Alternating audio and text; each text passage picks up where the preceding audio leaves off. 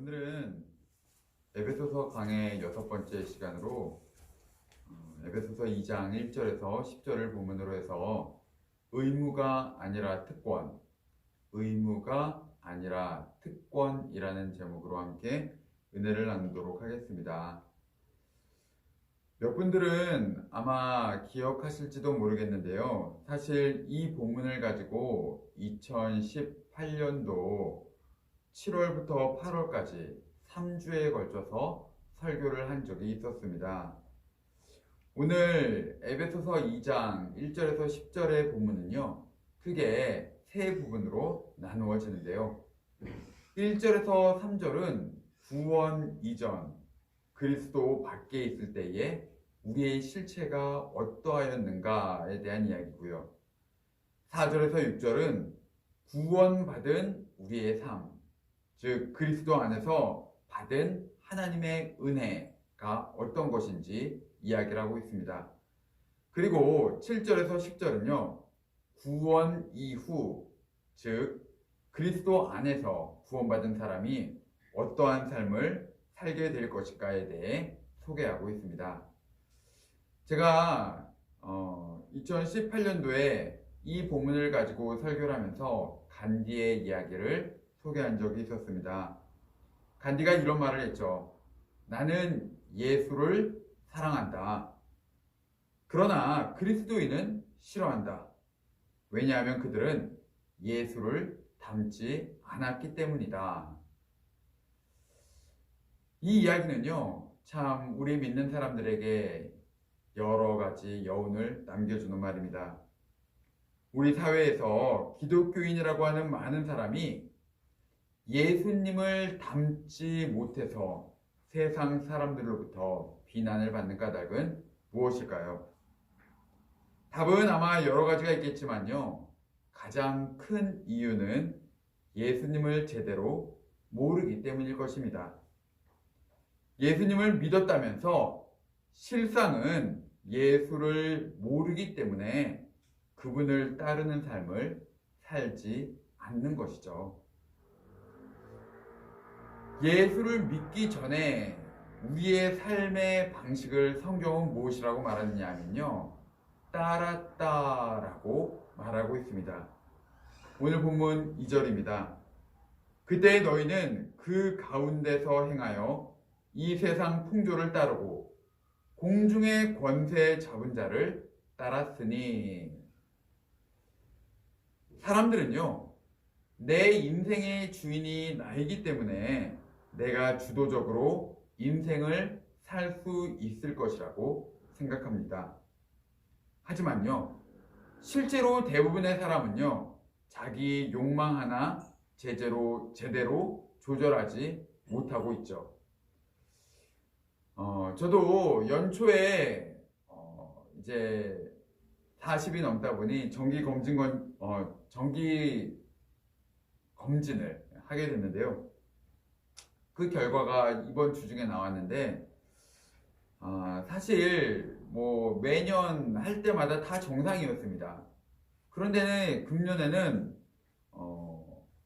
좋지 않은 사인들이 나오기 시작하더라고요.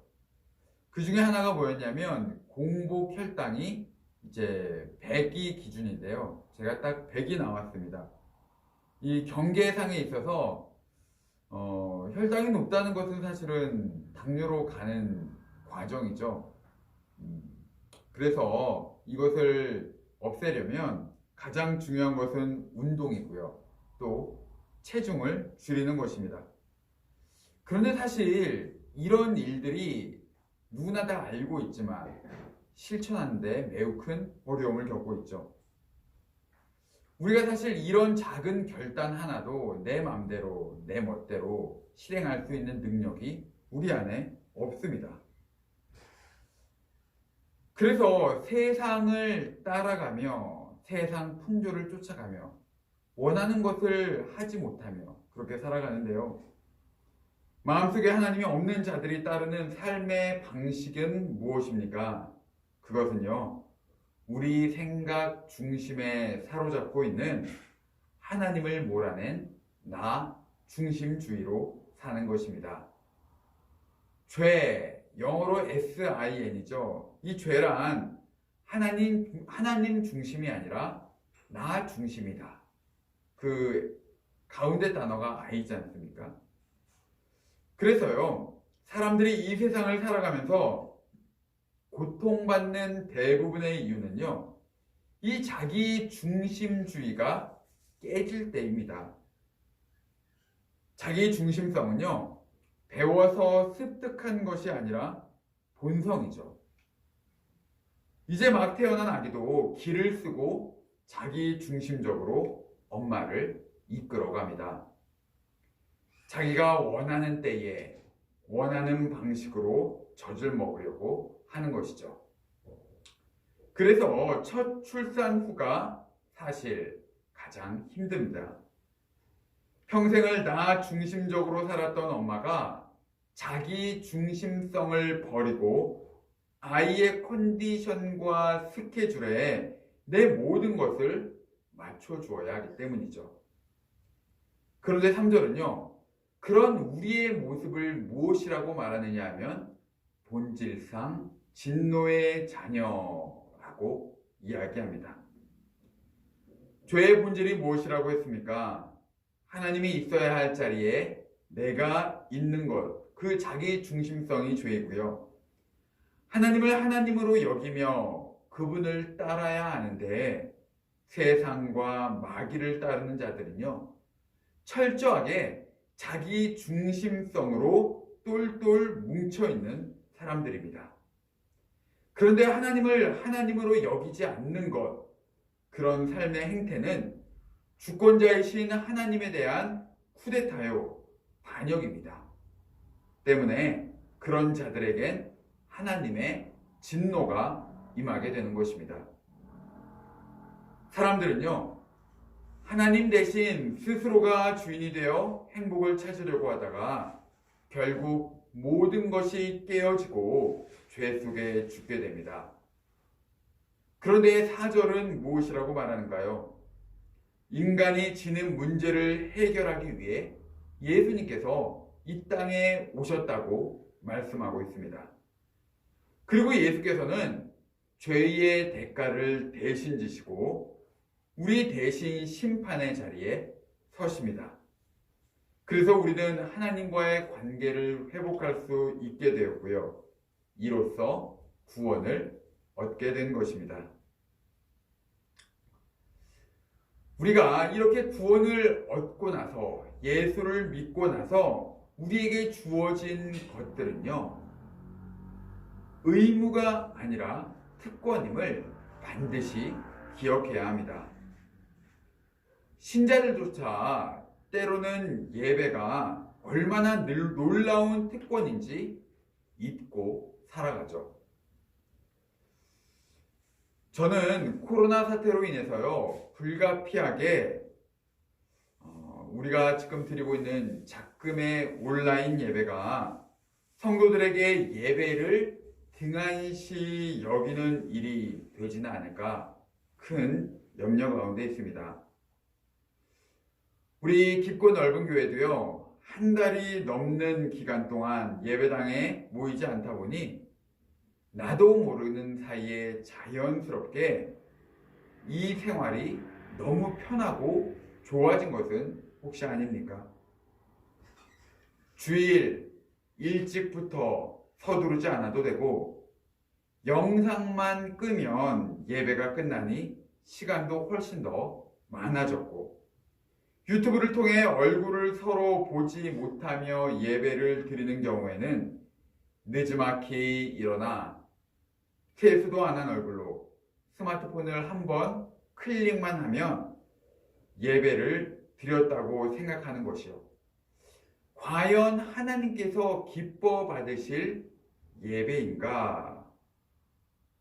이런 예배가 정말 우리의 특권적인 예배가 맞는가? 우리는 스스로에게 다시 한번 물어봐야 합니다.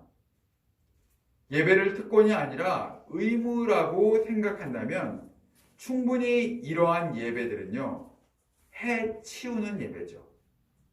이런 예배로도 우리는 만족할 수 있을 것입니다.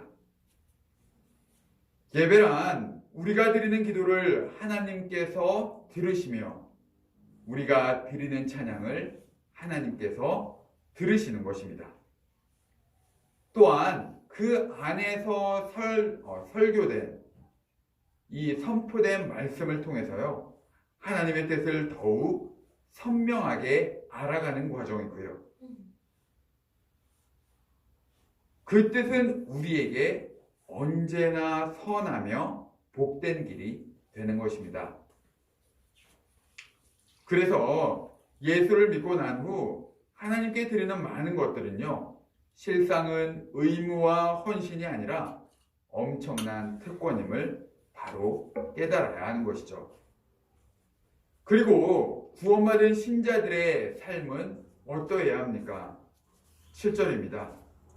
이는 그리스도 예수 안에서 우리에게 자비하심으로써 그 은혜의 지극히 풍성함을 오는 여러 세대에 나타내려 하심이라. 아멘. 7절은요, 구원의 목적을 설명하고 있는데요. 하나님께서 우리를 구원하신 까닭은 은혜의 지극히 풍성함을 깨달아서 전하기 위함입니다. 구원받는 것은요, 지옥행인 인생이 천국을 가는 것만을 의미하지 않습니다. 그것과 더불어 풍성한 삶을 누리는 것이죠. 그렇다면 기독교가 말하는 풍성한 삶이란 과연 무엇을 의미할까요? 이것을 간단히 설명하자면요, 깨어졌던 하나님과의 관계, 그리고 자기 자신과의 관계, 또 세상과의 관계, 교회 공동체와의 관계가 회복되는 것이죠. 이 네 영역이 균형 있게 회복되고 성장하면 우리는 풍성한 삶을 누리게 되어 있습니다. 2주 전에 살펴보았던 알렌 크라이더의 회심의 변질에 의하면요, 이런 은혜를 누린 자들에게는요, 세 가지 B, 3B가 변한다라고 말하고 있습니다. 그 세 가지 B는요, 신념, belief, 그리고 행동, behavior, 그리고 소속, belonging입니다. 초기 기독교 신앙의 선배들이 전염병으로 인해 죽음의 위협에도 부활의 소망을 붙잡고 살았던 것처럼요, 우리가 믿는 그리스도로 인해 비록 초라한 우리의 삶일지라도 결코 주눅들지 않고 감사한 삶을 사는 것이죠. 뿐만 아니라 서두에 말한 것처럼 풍성한 삶을 누리면요, 그리스도를 닮아가는 삶으로 우리의 행동이 변화되게 되어 있습니다. 또 그러고 나면 우리의 소속도 이 세상이 아니라, 이 땅이 전부가 아니라 영원히 거할 본향이 있음을 깨달아서 하늘 소망을 붙잡고 이 세상을 살 수 있게 됩니다. 그런 자들에게는요, 교회가 단순히 조직이나 건물이 아니라 교회는 그리스도의 몸으로 연합된 지체로 공동체임을 깨달아서 이제는 교회에 다니면서도 개인주의적인 신앙에 머무르는 것이 아니라요, 서로를 돌보며 섬기는 삶을 실천하며 살아가게 됩니다. 말씀의 결론을 맺도록 하겠습니다. 우리가 본질상 진노의 자녀였다라는 것은요, 그 의미는 3절을 보면 우리가 마음에 원하는 것만을 쫓아가는 자라는 의미였습니다. 우리가 예수를 믿기 전에는요, 우리의 마음에 원하는 것만 행하며 살았고요. 그 결과 우리는 본질상 태어날 때부터 진노의 자녀, 그리고 심판을 받아야 될 대상이었습니다. 그런데 우리가 예수 그리스도의 은혜로 말미암아 하나님의 자녀가 되었다는 것은 무엇입니까? 정반대의 길이지 않겠습니까? 우리는 내 마음속의 체질까지도 내가 원하는 그 근원까지도 검증받아야 합니다. 우리의 내면 안에 무수히 많은 생각들이 있지 않습니까?